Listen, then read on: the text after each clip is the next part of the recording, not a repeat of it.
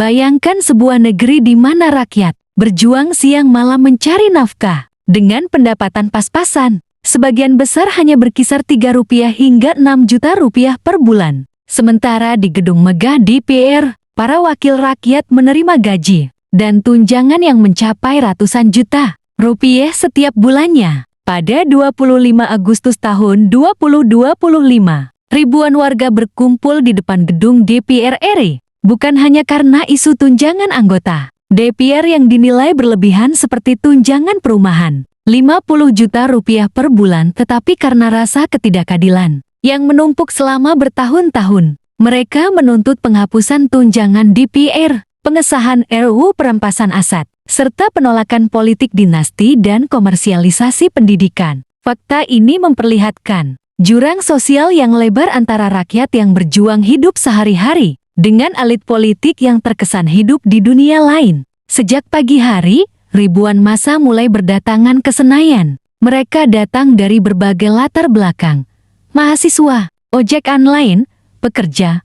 Uniknya, demo kali ini tidak ada mobil komando atau orator tunggal. Mereka bersatu secara spontan. Bendera One Piece berkibar tinggi sebagai simbol perlawanan rakyat terhadap sistem yang dianggap menindas. Namun, semakin siang, situasi berubah tegang. Aparat keamanan dikerahkan dengan jumlah lebih dari 1.000 personel, menutup akses jalan, menghalangi KRL dan Transjakarta. Akibatnya, Jakarta macet parah. Suasana semakin panas ketika ada pelemparan batu dan botol, pembakaran sepeda motor di depan DPR, hingga aparat membalas dengan gas air mata dan water cannon. Asap mengepul, massa berlari kocar-kacir. Bahkan jurnalis dan pelajar ikut jatuh korban luka. Semua ini menggambarkan kemarahan rakyat yang tidak lagi bisa dibendung. Di balik kericuhan yang terjadi, demo ini bukanlah aksi spontan semata. Ia merupakan akumulasi dari rasa frustasi yang menumpuk.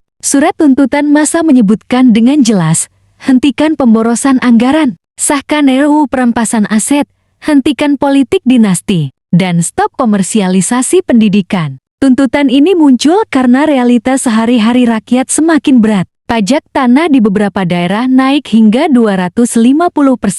Biaya pendidikan terus meningkat. Sementara pekerjaan sulit didapat. Ketidakadilan semakin terasa ketika kasus korupsi yang melibatkan pejabat terus terjadi. Namun hukum berjalan lambat dan cenderung melindungi mereka yang berkuasa. Maka demo ini sebenarnya bukan hanya tentang gaji DPR, melainkan tentang keadilan sosial dan masa depan Indonesia.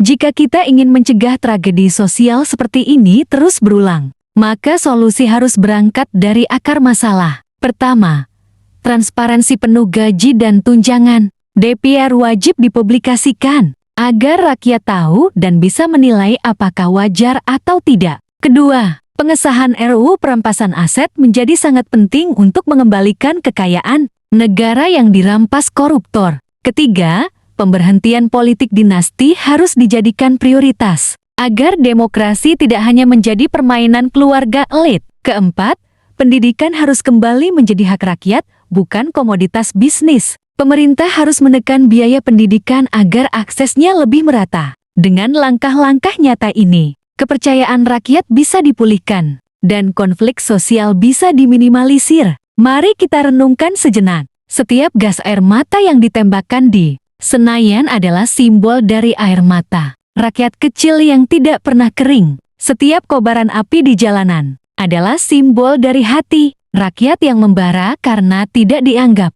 Demo 25 Agustus 2025 bukan sekadar catatan sejarah politik, melainkan teriakan rakyat yang ingin didengar. Rakyat tidak menuntut istana emas atau kehidupan mewah. Mereka hanya ingin keadilan, harga sembako yang terjangkau, pendidikan untuk anak-anak, dan negara yang benar-benar berpihak pada mereka. Jika tuntutan ini terus diabaikan, maka jangan salahkan rakyat ketika kepercayaan terhadap negara semakin hilang. Indonesia hanya bisa bertahan jika rakyatnya merasa diperlakukan adil. Inilah panggilan terakhir, agar DPR, pemerintah, dan seluruh elit politik bercermin bahwa kekuasaan tanpa keadilan hanyalah kehancuran yang ditunda.